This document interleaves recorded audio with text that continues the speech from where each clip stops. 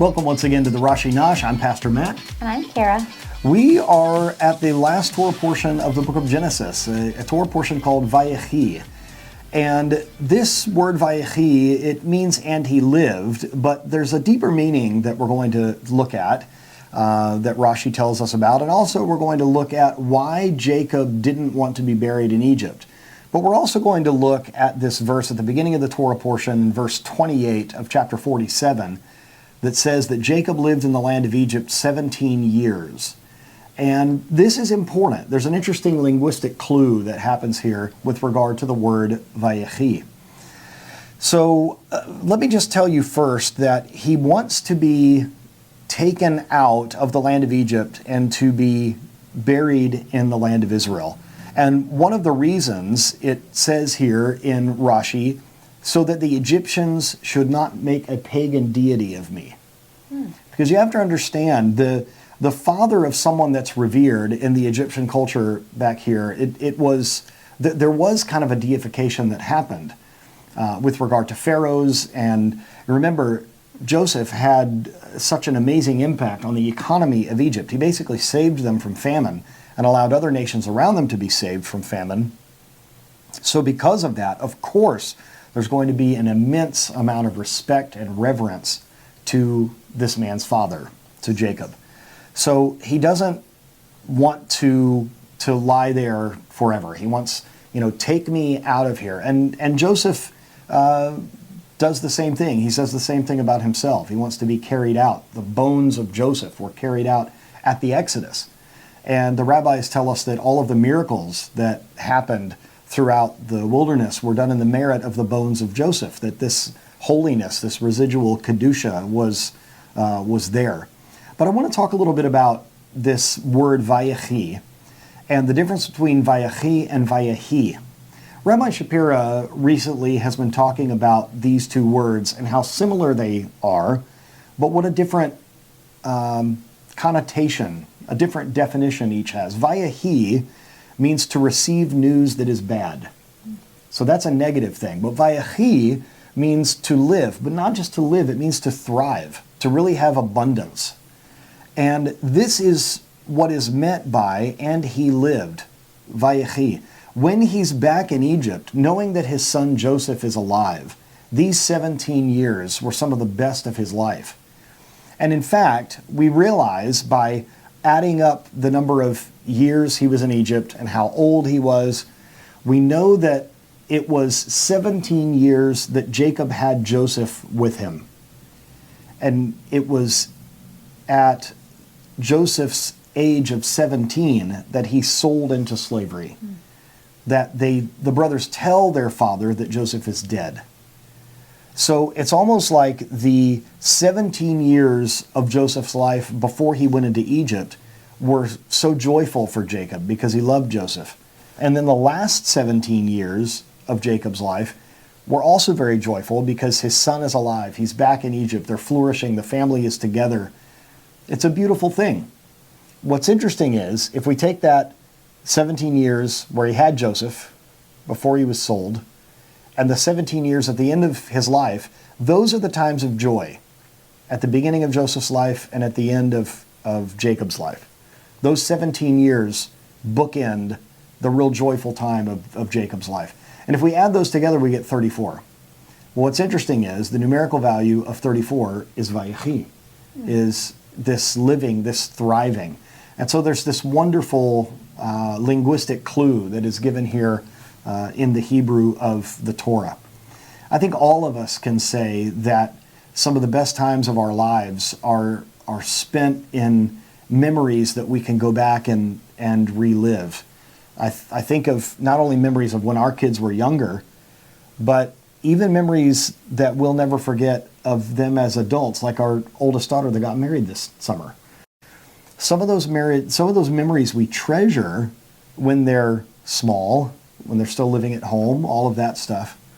But we still have memories to treasure when they're adults. Jacob comes back and Joseph is a grown man who has a lot of authority and influence in Egypt, and he was very proud. And so we become very proud of our kids in that way. Do you think that, and I'm I'm going to ask this question knowing that one of our best memories is getting married, of course. But wouldn't you say that some of our best memories as well have to do with our kids of when we started a family? Absolutely, yeah. I think when you have things that happen that are tragic, when Jacob comes back and realizes my son is alive, the joy it's got to be doubled. You went through a very difficult time during the birth of our firstborn daughter, where you went into respiratory arrest and we almost lost you and the baby. It was a very traumatic time, a very tragic time. Now, thank God both of you were saved. There was an emergency cesarean section done, and our baby was out, but you had to be revived. It was scary. It was a scary thing. But that made the joy of having both of you here all the more. Yeah. And it makes that miracle to be able to look back and think, we could have lost this child. But now, I mean, she's having such a wonderful life. She got married. She's got a great job. Her husband has a great job. They're thriving. It's that word, Wajechi. They're living, they're thriving. They're living in abundance. Do you think that when you go through something difficult, that it makes the joy on the other side even heightened? Oh, absolutely. Yeah, I think in a lot of times in life that is accurate. It's always, I feel it's almost like you're saying bookends too. It's like, you're a child and things are kind of easy for you because you don't have a lot of responsibility and your family is kind of taking care of you, and so life is pretty good, And then when you move out of your parents' home, then it's, you gotta, work hard to be able to pay bills and to find and maybe start a family and to work. And then when you get older, then it's all of a sudden, okay, it's back to the easier part of life where things start to slow down and you've got other family members that can help take care of you and be involved in their joys and their things like that. And so then it's the same kind of thing. It's like the middle is a little difficult, but being able to look back and know that struggle allowed for that nice ending, it is helpful to know that was worth it, but it is difficult sometimes to struggle through the middle part or the middle season sometimes. I like that. Rashi and some of the other famous rabbis say that when Jacob says to his sons, I hear there is grain in Egypt, there's food in Egypt, and you need to go and get it, that the way that it is spelled, it's interesting. You could make an inference. The word could also be rendered son, that there's a son in Egypt.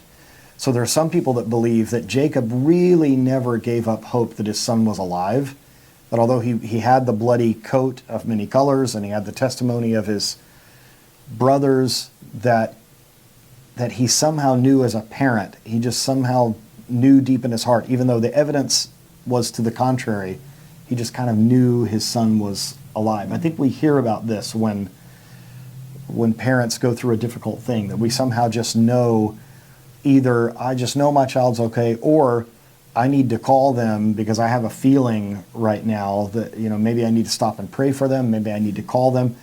I think there's a parental connection that you have where you just don't give up hope. Yeah. Do you think you've seen that in our lives with the lives of our kids? Like we mentioned last week, our son Ian having to go through surgeries, things like this. Do you think we have that belief, that hope that can't be dashed, that they're going to be okay? Absolutely. I think this type of hope carries us through,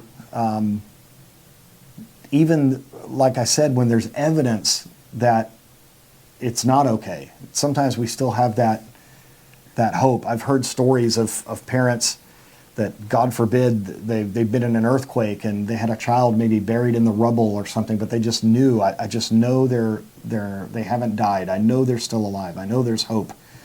And so many times we have seen stories like that. There's something about a parent's love like that. I love that the Bible says that these days spent with Joseph were joyous, even at the end of his life, as Joseph was a grown adult and had children of his own, had a wife and family. This type of proud feeling that we have as parents is part of the human experience. If you have children, you know what I'm talking about. Even if you have younger relatives, nieces, nephews, or younger siblings, there's something about the joy that can come to you from family that is different and deeper than any other type of happiness that can come from leisurely activity or going on a vacation or holiday. There's something about the joy of spending time with each other that is so important. And I think it's a wonderful grace that God showed Jacob, that he got to be with his son Joseph before he died. And even, as we see in the Torah portion, to bless his sons Ephraim and Manasseh, and to make this prophetic statement that by this, all the sons of Israel will be blessed. And still today, in the synagogue and in Jewish homes, boys are blessed with this blessing, may you be like Ephraim and Manasseh. So what a wonderful legacy, and what a heritage of joy of being together as family. You know, you may be separated from your family for a time, but when Jacob was reunited with his son, Joseph, that he thought he had lost, all that joy came back. The struggle in the middle of the life, as you said, is eased by the joy that is experienced with that reunion. Reach out to your family members. It may be time, as we go through the cycle of years, it may be time that you reach out to someone that you haven't spoken to in a long time. It may be time to reconcile with a family member. We are not promised tomorrow. We don't know how long we have. So reach out and make that connection, make that bridge to someone. Be the joy in their life and allow them to bring you the joy. We thank you for joining with us once again. May God's richest blessings be added to you. Shalom.